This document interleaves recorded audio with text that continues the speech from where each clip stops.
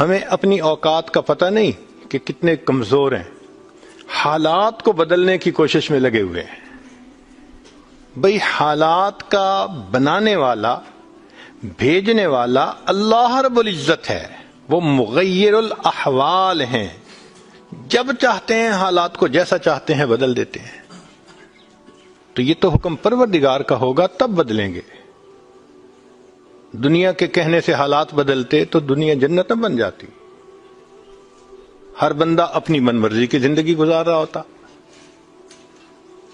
تو ایک ترتیب ہے اللہ رب العزت کے ہاں، چنانچہ ہمارے مشائخ نے 4 باتیں کہی ہیں، لوہے کی لکیر ہے، جب آزمائیں گے ان باتوں کو کھرا پائیں گے۔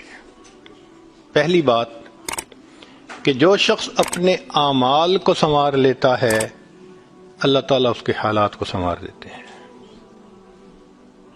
جو شخص اپنے اعمال کو سنوار لیتا ہے اللہ تعالیٰ اس کے حالات کو سنوار دیتے ہیں۔ ہم اس کوشش میں لگے ہوئے ہیں کہ حالات پہلے سنوریں پھر اعمال سنواریں گے۔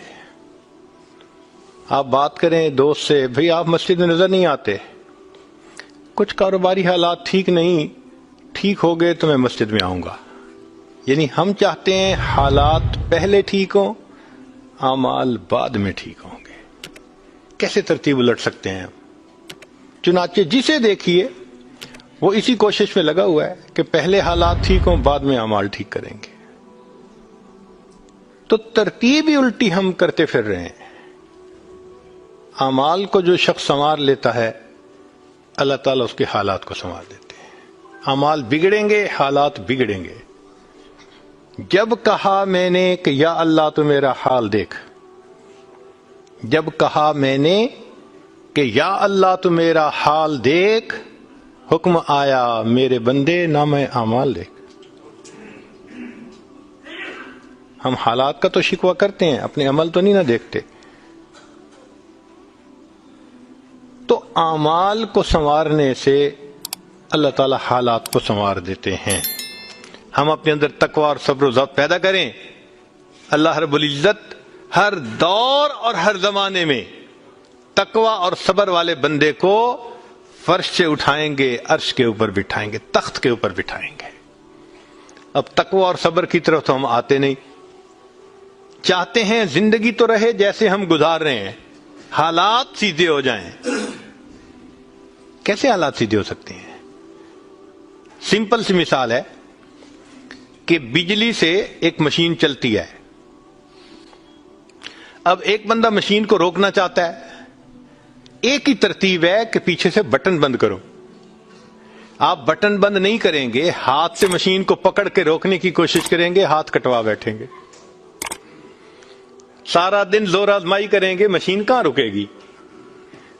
تو عقل مند بندہ مشین کو پکڑ کے نہیں کھڑا ہوتا، وہ سوئچ کو بند کرتا ہے۔ حالات کا سوئچ اللہ رب العزت کے ہاتھ میں ہے۔ تو ادھر رجوع کرنے کی بجائے کہ اللہ حالات کو ٹھیک کر دیجئے، ہم حالات کی مشین کے ساتھ کشتی کر رہے ہیں۔ کون ہمیں عقل مند کہے؟ تو پہلی بات، جو شخص اپنے اعمال کو ٹھیک کر لیتا ہے اللہ رب العزت اس کے حالات کو ٹھیک کر دیتے ہیں۔ دوسری بات، جو شخص اپنی آخرت کو سنوار لیتا ہے اللہ تعالیٰ اس کی دنیا کو سنوار دیتے ہیں۔ ہم پھر الٹے چاہتے ہیں کہ پہلے دنیا سنورے پھر ہم آخرت سنواریں گے، یہاں پھر ہم غلطی کرتے ہیں، دن رات دنیا سنوارنے میں لگے ہوئے ہیں،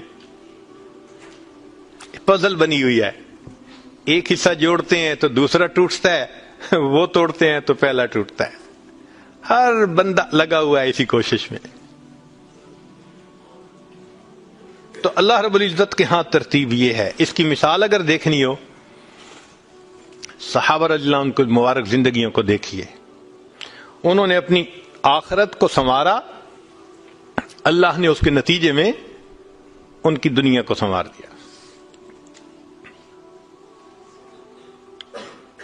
بات کیا تھی کہ نہ کیسر و کسرا سے دبے، چند وہ لوگ کے اونٹوں کے چرانے والے، اور جن کو کافور پہ ہوتا تھا نمک کا دھوکا، بن گئے دنیا کی تقدیر بدلنے والے۔ انہوں نے اپنی آخرت کو سنوارا، اللہ نے دنیا سنواری۔ کیسے؟ اطمینان، اتنا اطمینان کہ یمن سے جوان عورت چلتی ہے اور مدینہ طیبہ پہنچتی ہے اور پورے راستے میں کوئی اس کی طرف آنکھ اٹھا کر دیکھنے والا نہیں ہوتا۔ اللہ نے مال و دولت کے اتنے ڈھیر عطا کیے تھے۔ انس اللہ عنہ کہتے ہیں کہ میں لکڑی کاٹنے والے کلہاڑے سے سونے کی اینٹوں کو توڑا کرتا تھا۔ اب لکڑی کے کلہاڑے سے جو سونا ٹوٹے گا وہ تولوں میں اور گراموں میں تو نہیں نہ ہو سکتا۔ اللہ نے اتنی دولت ان کے قدموں میں ڈال دی تھی۔ بچہ پیدا ہوتا تھا، اس کا روزینہ متعین تھا۔ سیدنا عمر رضی اللہ عنہ نے ایک رات دیکھا، ایک عورت چھوٹے سے بچے کو روٹی کا ٹکڑا کھلانے کی کوشش کر رہی ہے، بچہ رو رہا ہے۔ پوچھا کیوں کر رہی ہو؟ کہنے لگی کہ امیر المومنین نے قانون بنایا ہوا ہے کہ جب بچہ دودھ چھوڑے گا پھر ہم بیت المال سے روزینہ متعین کریں گے، تو میں کوشش کر رہی ہوں۔ عمر رضی اللہ عنہ آئے، بہت روئے۔ صحابہ کہتے ہیں کہ اس دن فجر کی نماز پڑھائی، قرات کے اندر اتنا گریا اور بکا تھا کہ ہمیں سمجھنا مشکل ہو رہا تھا، اتنا رو رہے تھے۔ ہم حیران تھے آج امیر المومنین کو کیا ہوا۔ نماز پڑھانے کے بعد ممبر پر بیٹھے، عمر کے اوپر اللہ رحم کرے اس نے کتنے بچوں کی جان لی ہوگی۔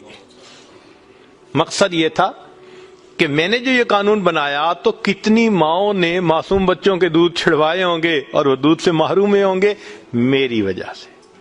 پھر اعلان فرمایا کوئی ماں بچے کو دودھ جلدی مت چھڑوائے، جس دن بچہ پیدا ہوگا اسی دن بیت المال سے وظیفہ متعین کر دیا جائے گا۔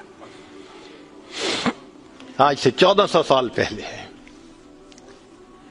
تو انہوں نے اپنی آخرت کو سنوارا، رب کریم نے اس کے بدلے ان کی دنیا کو سنوار دیا۔ قرآن مجید میں اللہ تعالیٰ فرماتے ہیں وَلَوْ أَنَّ أَهْلَ الْقُرَىٰ آمَنُوا وَاتَّقَوْا، اگر یہ بستی دیسوں والے ایمان لاتے، تقوی کو اختیار کرتے، لَفَتَحْنَا عَلَيْهِمْ بَرَكَاتٍ مِّنَ السَّمَاءِ، ہم ان کے لیے آسمان سے برکتوں کے دروازے کھول دیتے۔ تو ترتیب یہی ہے کہ جو آخرت کو سنوارتا ہے، اس کوشش میں لگتا ہے، دنیا اس کا سایہ ہے۔ اللہ دنیا کو خود بخود سنوار دیتے ہیں، الگ سے محنت نہیں کرنی پڑتی۔ مثال کے طور پہ جو بندہ سچ بولتا ہے تجارت میں، اللہ تعالیٰ اس کی تجارت کو خود سنوار دیتے ہیں۔ قسم اٹھا کے یہ بات کہی جا سکتی ہے کہ سچ بولنے والا تاجر کبھی مفلس نہیں ہو سکتا۔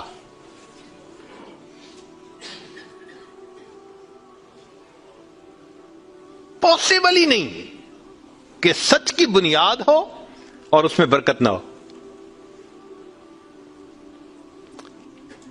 تو دو باتیں، جو شخص اپنے اعمال کو سنوارتا ہے اللہ تعالی حالات کو سنوار دیتے ہیں، جو اپنی آخرت کو سنوار لیتا ہے اللہ تعالیٰ اس کی دنیا کو سنوار دیتے ہیں۔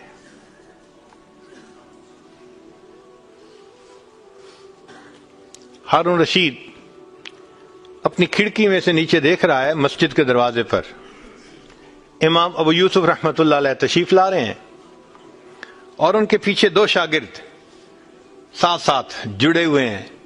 دونوں چاہتے ہیں کہ میں جوتے اٹھاؤں، ہر ایک اس کوشش میں ہے۔ جب امام ابو یوسف رحمۃ اللہ نے جوتے اتارے تو ان میں سے ایک بچے کا ہاتھ ایک جوتے پہ پڑا، دوسرے کا ہاتھ دوسرے جوتے پہ پڑا، دونوں نے ایک ایک جوتا اٹھا لیا۔ پھر انہوں نے فوراً آپس میں یہ طے کر لیا کہ ایک نے کپڑا بچھایا، رومال، ایک نے بھی جوتا ڈالا، دوسرے نے بھی اس میں ڈال دیا، ایک نے ایک طرف سے پکڑ لیا، دوسرے نے دوسری طرف سے، کہ دونوں کو جوتے اٹھانے کا اجر مل جائے۔